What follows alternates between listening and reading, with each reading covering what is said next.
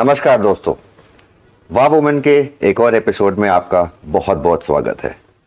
आज के इस एपिसोड में हम आपको एक ऐसी महिला से मिलाने वाले हैं जो कि एक बेकर है, अपना फूड ब्लॉगिंग करती हैं और अपना चैनल चलाती हैं यूट्यूब पे। नाम और डिटेल उन्हीं से जानते हैं, तो आइए मिलिए दीपिका डुडेजा जी से। Welcome Deepika ji. Thank you. पहले तो बहुत बहुत शुक्रिया आपने पॉडकास्ट चैनल पर बुलाने के लिए, और आप सबका भी बहुत बहुत शुक्रिया। Thank you, pleasure is all mine. तो दीपिका जी, मैं पहले जानना चाहूँगा कि आपकी इस जर्नी के बारे में तो हम बाद में बात करेंगे, लेकिन उससे पहले आप क्या करती थी? ये ख्याल कैसे आया, मतलब इससे पहले आप क्या करती थी apart from what you are doing? Actually जो मेरी जर्नी है द मिसिंग फ्लेवर, जो मैंने चैनल स्टार्ट किया है, जो मैं होम बेकर हूँ, उससे पहले की भी मुझे लगता है कि मैं जर्नी अपनी शेयर करना चाहूँगी, क्योंकि ये जर्नी उस जर्नी से बहुत रिलेटेड है। और एक्चुअली मैं बचपन से ही मैं थोड़ा सा बैकग्राउंड देना चाहूँगी। वही जानना चाहेंगे। तो एक्चुअली बचपन में मैं जो स्टडीज़ में बहुत ज़्यादा अच्छी नहीं थी, ठीक है, एवरेज थी, या कह सकते हैं एवरेज से थोड़ा बिलो ही मैं कहूँगी। तो मैं थोड़ा सा अपने लिए सरप्राइज रहती थी कि बाकी बच्चे जो है बहुत अच्छे से परफॉर्म कर पा रहे हैं, लेकिन मैं उतने अच्छे से परफॉर्म नहीं कर पाती थी। और मेरा जो सारा इंटरेस्ट था वो किचन में ही रहता था शुरू से ही, मतलब 6 to 7 ईयर्स का जो मुझे याद है। तो मुझे किचन में क्या रेसिपी बननी है, कौन क्या बना रहा है, कौन क्या खा रहा है, क्या टेस्ट है, तो मुझे इसमें बहुत इंटरेस्ट रहता था। और पढ़ाई में बिल्कुल ऐसी टाइम पास था। तो मुझे लगता था मैं थोड़ा एबनॉर्मल हूँ क्योंकि बाकी बच्चे अच्छे से कर पा रहे हैं। तो खैर ये टाइम ऐसे बीतता गया। तो उसकी वजह से जो मेरी परफॉर्मेंस थी, उसकी वजह से मेरा कॉन्फिडेंस जो था थोड़ा सा कम होता गया, क्योंकि है ना, लगता ही है कि भी आप अलग हो थोड़ा बच्चों से।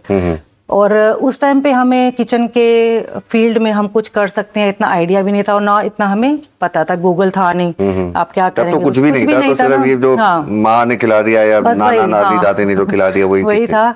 तो बस यही चलता गया। 12th हो गई। 12th के बाद मैंने सोचा कि मैं होटल मैनेजमेंट का कोर्स करूंगी, क्योंकि मुझे शेफ बनना था। लेकिन मेरे किसी रिलेटिव ने बोल दिया कि दीपिका तुम मत करो, क्योंकि उसके लिए एक्सट्रोवर्ट लड़कियां चाहिए होती है, आप इतना बोलते नहीं, इंट्रोवर्ट हो, तो आप ये फील्ड में अच्छा नहीं परफॉर्म कर पाओगे। तो मैंने मान लिया, क्योंकि कॉन्फिडेंस था नहीं, ऐसा लगा सच कह रहे होंगे भी मेरे बारे में, मेरे से ज़्यादा तो वो लोग जानते हैं। तो ऐसा करके मैंने वो भी ड्रॉप कर दिया। फिर मैंने DU से ग्रेजुएशन करी, और ग्रेजुएशन करने के बाद मैंने फिर इंटीरियर डिजाइनिंग का कोर्स किया। फूड और इंटीरियर डिजाइनिंग सब कुछ अलग, बस मतलब ये कह सकते हैं कि अपने आप जो चीज़ें समझ में आती गई वो करते गए, इतना पता नहीं था। तो वहाँ पे मैंने कोर्स करने के बाद मैंने जॉब किया इस फील्ड में। और जॉब भी मतलब ठीक था, एवरेज था वो भी, क्योंकि मुझे उतना इंटरेस्ट नहीं था। बस जॉब करने के लिए मैंने जॉब कर लिया। और उसी बीच मेरी शादी हो गई। तो 3 से 4 साल मैंने जॉब किया, शादी हो गई। शादी के 1 साल बाद मैंने जॉब छोड़ दी, क्योंकि मैं घर और जो जॉब है वो मैनेज नहीं कर पा रही थी।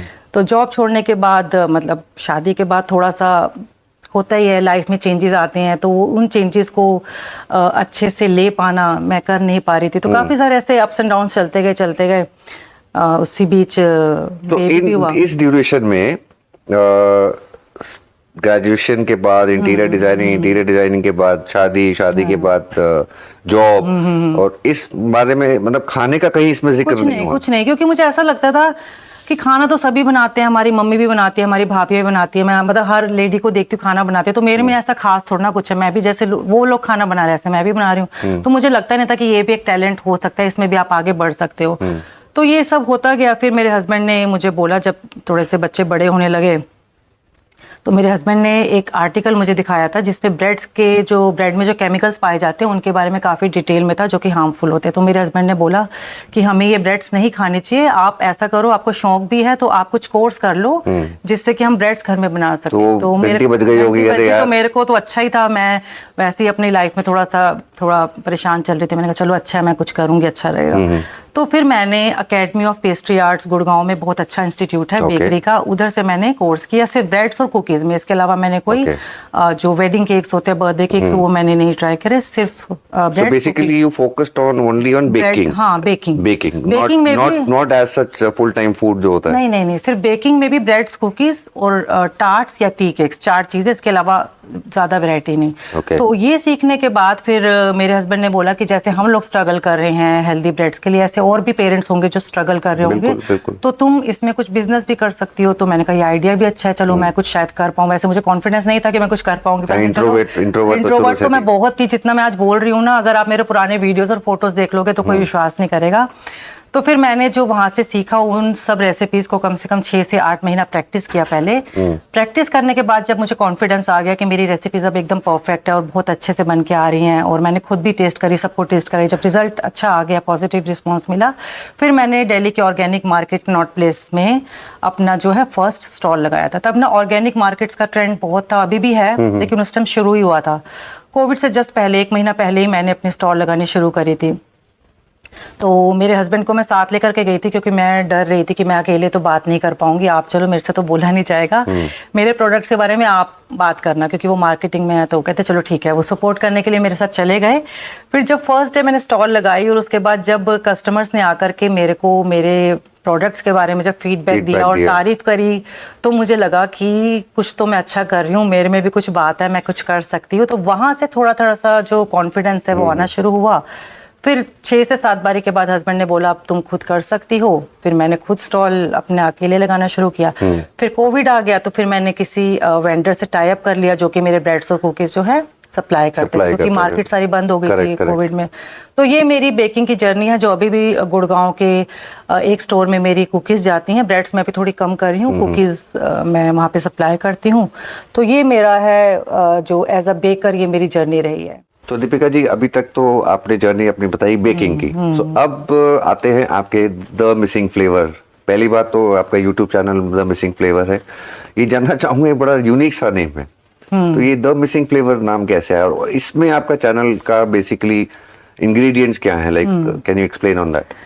द मिसिंग फ्लेवर एक्चुअली नाम थोड़ा सा यूनिक है, इसका भी, इसके पीछे भी एक छोटी सी स्टोरी है।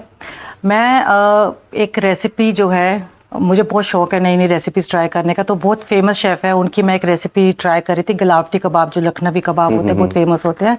तो मैंने कहा इनकी एकदम परफेक्ट रेसिपी होगी, बहुत फेमस है। तो मैंने उनकी रेसिपी देखनी शुरू करी, तो बड़ी शिद्दत के साथ मैंने उनकी रेसिपी फॉलो करी। जितने भी इंग्रेडिएंट्स थे मैं स्पेशली मार्केट जाकर के लेकर के आई, और अगले दिन मैंने बनाने शुरू किए। तो उसके अंदर एक प्रोसेस था जिसके अंदर आपको ना कबाब को ऐसे बहुत अच्छे से ना मैश करना है, ये इसकी हेल्प से। तो मेरे ये एकदम रेड हो गए, कम से कम हाफ एन आवर तक मैंने उसको ऐसे मैश किया। मुझे लगा बहुत भयानक, मुझे लगा बहुत गुलावटी कबाब बनेंगे, जाते ही मुंह में घुल जाएंगे। लेकिन जैसे ही मैंने बना करके सर्व किया, तो मेरे हस्बैंड और बच्चे कहते ये क्या बनाया है आपने?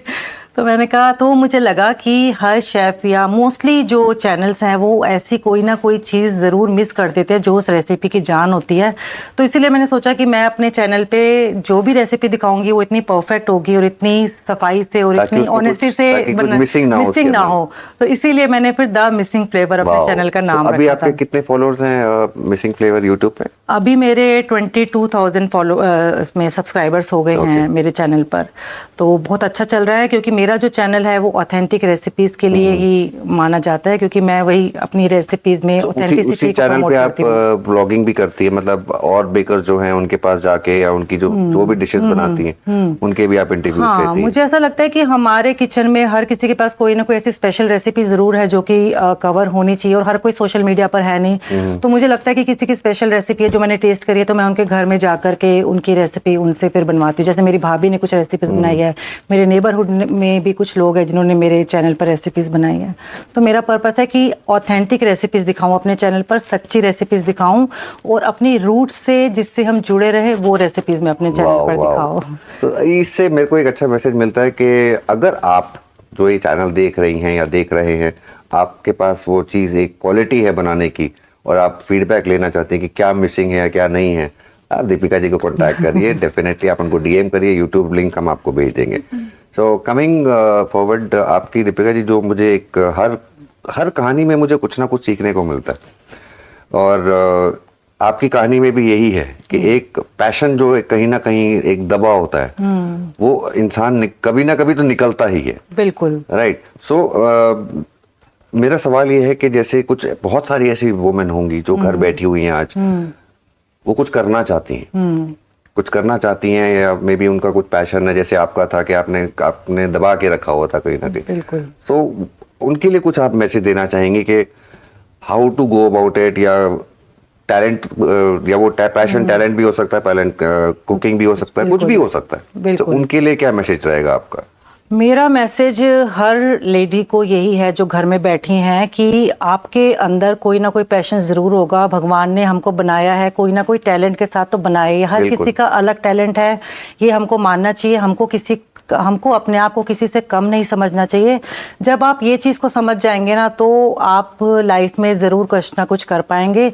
अपने आप को बस कम नहीं समझना है, मेरा तो मानना ये है। क्योंकि मैं अपने आप को कम समझती आई थी, तो मैंने काफ़ी सारे साल अपने इस चीज़ में गुजार दिए। तो मैं नहीं चाहती कि जो बाकी औरतें हैं जो घर में बैठी हैं उनको लगता है कि हम कुछ नहीं कर सकते, और मुझे लगता है बहुत ही सब अच्छा। औरत कुछ ना कुछ और कर सकती हैं। बिल्कुल। और एक चीज और आपकी कहानी से एक मेरे को निकल के है कि फैमिली सपोर्ट आपको, जैसे स्पेशली हस्बैंड हो गए या बिल्कुल। और भी फैमिली सपोर्ट आपको काफी मिला है। बिल्कुल। तो कुछ लेडीज को फैमिली सपोर्ट नहीं मिलता, लेकिन आपके अंदर अगर पैशन है तो उसको बाहर निकालिए, और आप भी एक दिन दीपिका दुटेजा जरूर बन जाएंगी। तो बिल्कुल, दीपिका जी, बिल्कुल। Thank you so much for coming on the show.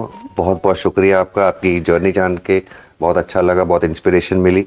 And बाकी जो आप लोग देख रहे हैं, जो पहली बार आए हैं इस चैनल पे, प्लीज़ लाइक करिए, शेयर करिए, कमेंट करिए और सब्सक्राइब करिए।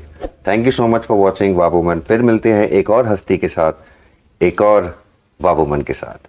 तब तक के लिए thank you so much. Bye bye. Thank you.